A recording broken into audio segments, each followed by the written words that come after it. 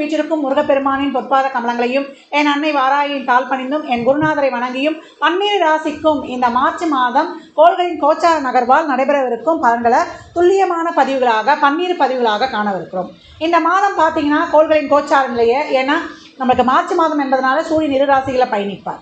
அதே போல் புதனும் 2 ராசிகளை பயணிக்கிறார். சுக்கிரனும் நமக்கு செவ்வாயும் இடம் பெயர்கிறார்கள். சந்திரன் இந்த மாதம் துலாமில் உதயமாகிறார். மேஷத்தில் குரு பகவான், கன்னியில் கேது பகவான், மகரத்தில் செவ்வாய் சுக்கிரன் இணைவு, கும்பத்தில் சூரியன் புதன் சனி, மீனத்தில் ராகு பகவான்.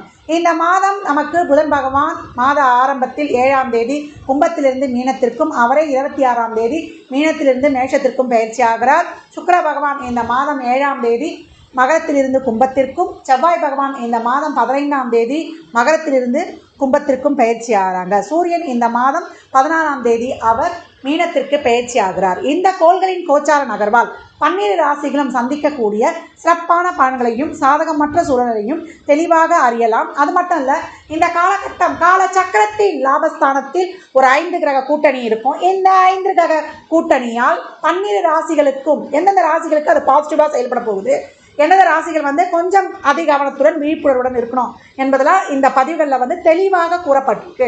அன்பர்கள் பதிவினை முழுமையாக கேட்பதுடன் இதில் சொல்லி இருக்கின்ற இறை வழிபாடுகளையும் சாத்வீக பரிகாரங்களையும் பின்பற்றி உங்கள் வாழ்நாளில் நல்ல ஒரு திறம்பட ஒரு வியூகம் அமைத்து எப்போவுமே ஒரு சூழ்நிலை சிறப்பாக இருந்தாலும் சாதகம் இல்லாமல் இருந்தாலும் திறம்பட கடந்து வந்துட இந்த பதிவுகள் மூலம் நீங்கள் ஒரு வியூகத்தை அமைத்து சிறப்பாக செயல்படலாம். கன்னி ராசி கன்னி லக்னத்திற்கான பலன்களை காணவிருக்கிறோம். இந்த மார்ச் மாதம் எப்படி கடந்து வரலாம் அப்படின்னு பார்க்கும்போது, கன்னி அதிகவனம் அப்படின்னு சொல்லியாச்சு. அம்மா இந்த வார்த்தையை தான் நாங்கள் நிறைய தடவை கேட்டிருக்கோம் அப்படின்றவங்களுக்குலாம் கவலை கிடையாது. இனி வரும் காலகட்டங்கள் உங்களுக்கு ரொம்ப சிறப்பான காலகட்டங்கள். இந்த மாதம் கொஞ்சம் விழிப்புணர்வாக அதிகவனமாக கடந்து வந்துருங்க. பொருளாதார வருவாய் சிறப்பாக இருக்கும். தொழில் தான் நமக்கு ஃபஸ்ட்டு முக்கியம் அப்படின்னு சொல்லியிருக்கோம். ஜீவனம் தான் ஒருத்தருக்கு. உங்களை பொறுத்த வரைக்கும் 1-10க்குரியவரே உங்களுடைய ராசி லக்னாதிபதி தான். அவர் என்ன பண்ணுவார், ஒரு வாரத்திலேயே போய் நீச நிலையை அடைந்தாலும் கூட உங்கள் ராசியை பார்த்து வலுப்படுத்துகிறார். அப்போ கெரியரில் ஒரு மாற்றம் பண்ணணும், இல்லை வெளிநாட்டு வேலைக்கு தான் நான் போகணுன்றவங்களுக்குலாம் ரொம்ப அருமையான காலகட்டம் அப்படின்னு சொல்லலாம். ஸ்டேட் விட்டு ஸ்டேட் போகிறது, இல்லை பக்கத்து ஊருக்கு, இல்லை கடல் கடந்து போவதற்கெல்லாம் இந்த காலகட்டம் ரொம்ப அருமை. முதலீடுக்கு மட்டும் கொஞ்சம் குறைத்து கொள்ளுங்கள். அந்த தொழில், ஒரு தொழிலில் ஒரு முதலீடு போடணும், ஒரு விஸ்தாரப்படுத்தணும் அப்படின்றவங்களாம் கொஞ்சம் உங்கள் சுய ஜாதகத்தை பார்த்து கொள்ளுங்கள்.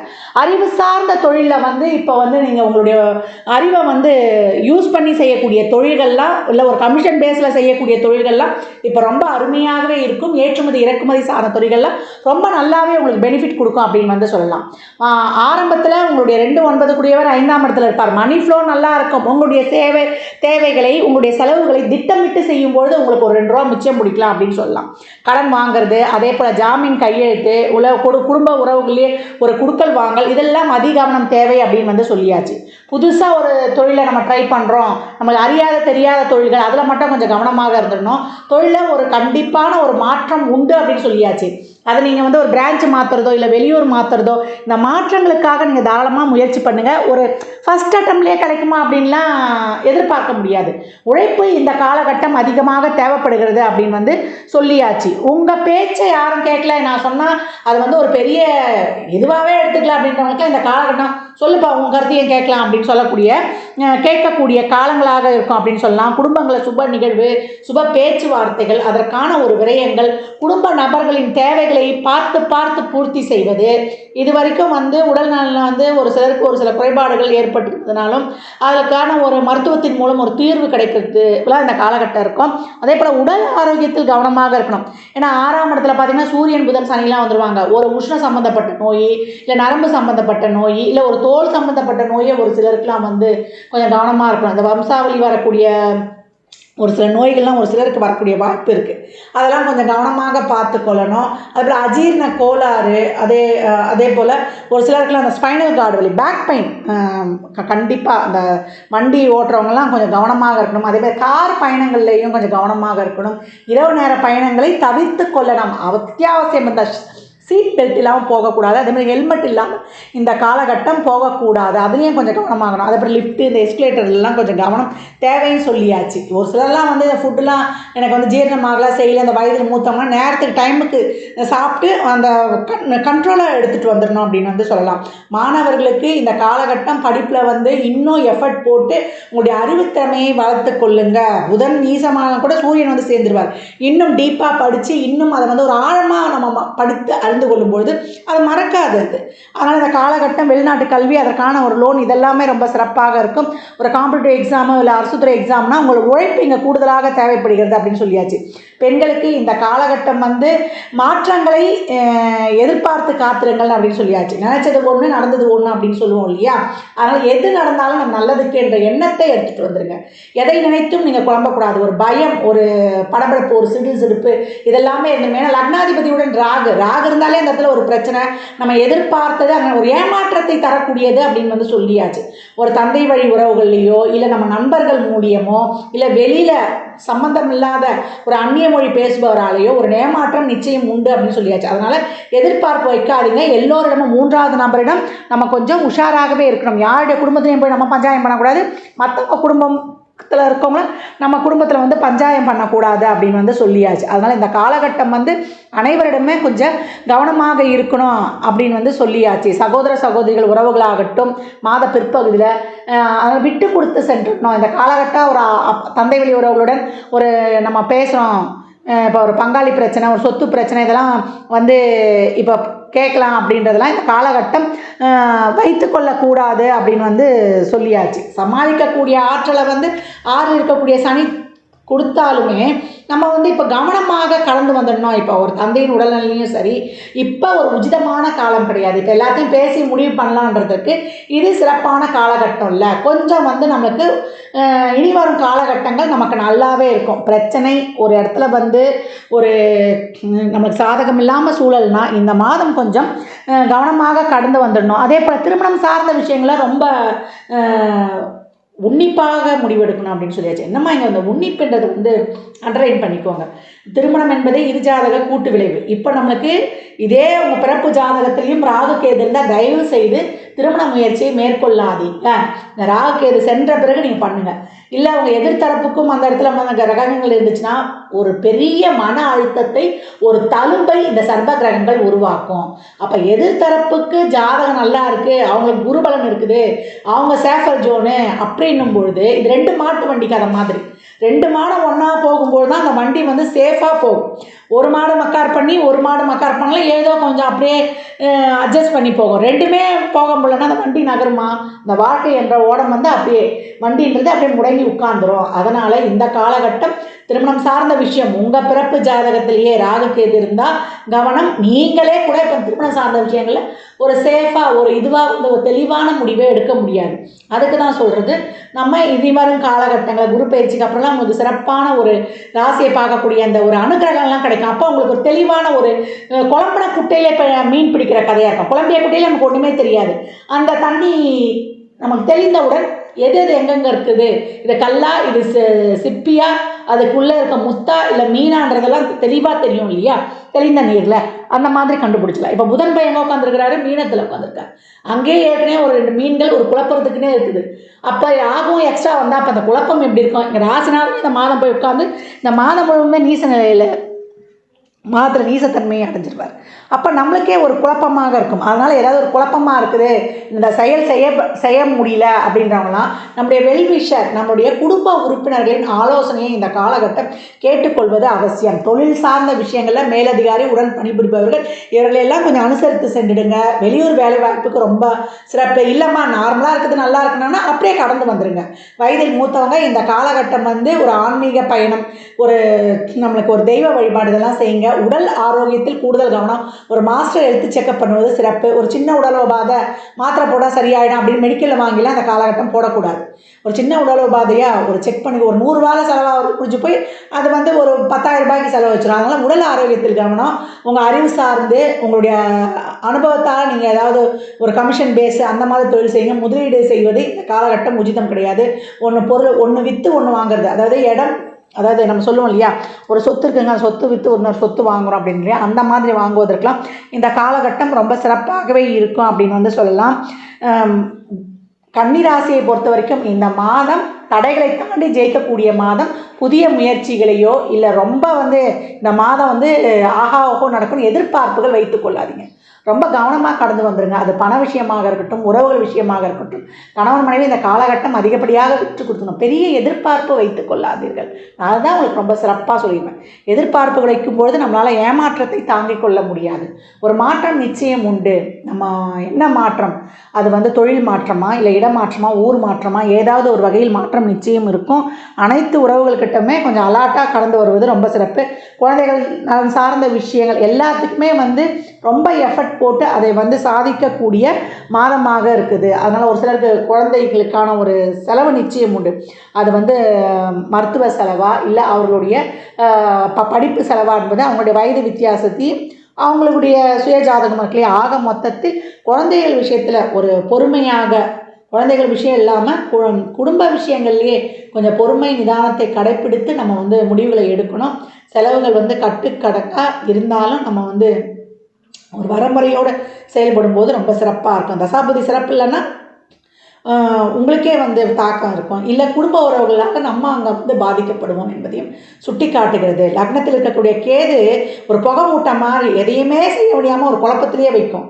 அந்த பக்கம் ராகு முடிச்சாகணும் அப்படியே அலைப்பாயும். அப்போ ஒன்று தடுக்கும், ஒன்று செயல் பண்ணணும்னு நம்மளுக்கு உத்வேகத்தை வந்து இது பண்ணும். என்ன பண்ணணும் அப்படின்னு ஒரு ஒரு அதிகப்படியான ஒரு எண்ணமும் ஒரு சிந்தனை ஓட்டமும் இருக்கும். அப்போ இரு வேரியேஷனில் நம்ம வந்து மாட்டி கொண்டு முழிப்போம்.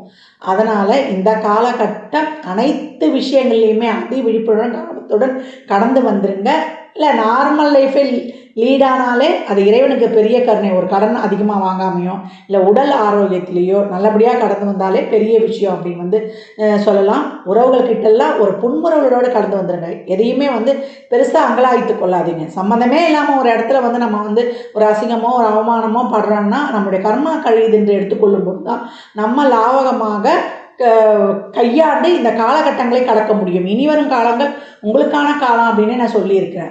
அதனால் இந்த காலகட்டத்தை நம்ம திறம்பட கடந்து வரதுக்கு என்னம்மா செய்யணும் அப்படின்னு கேட்டால், விநாயகர் வழிபாடும் அதே போல் துர்க்கை வழிபாடு செய்யுங்க. துர்க்கை கிட்ட ஒரு எலுமிச்சம்பழம் வச்சு ராகு காலத்தில் பூஜை பண்ணி வாரம் ஒரு எலுமிச்சம்பழம், அந்த எலுமிச்சம்பழம் காஞ்ச உடனே மாற்றிடுங்க.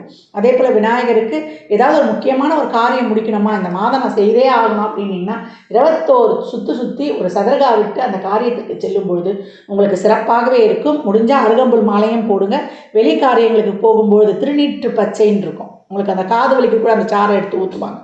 அது வாசமாக இருக்கும். அப்படியே நம்ம சிவனுக்கு கூட கட்டி போடலாம். திருநீற்று பச்சையை எடுத்துக்கொண்டு செல்வதும் அருகம்புலை கையில் வைத்துக் கொள்வதும் ரொம்ப சிறப்பாக இருக்கும்.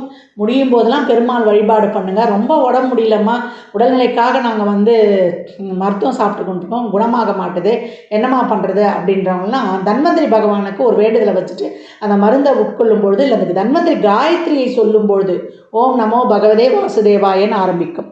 அந்த மந்திரத்தை சொல்லிவிட்டு அந்த மருத்துவத்தை உட்கொள்ளும் பொழுது அது உங்களுக்கு அமிர்தமாக செயல்பட்டு அந்த நோயை வந்து அறவே நீக்கி நமக்கு புத்துணர்வையும் சிறப்பான ஆரோக்கியத்தையும் தருணலாம். இந்த பலன்கள்லாம் கோள்களின் கோச்சார நகரை வைத்து சொல்லப்பட்டிருக்கு.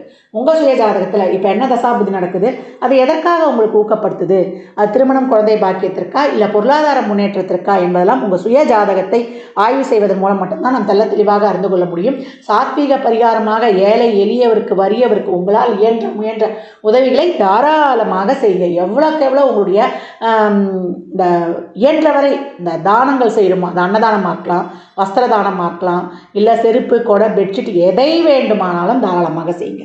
சனி செவ்வாய் சேர்க்கையில இப்போ 6ல் வரும். அப்போ அந்த செருப்பு தானமாக வாங்கி கொடுப்பது உங்களுடைய பெரியவர்களுக்கு ரொம்ப சிறப்பு.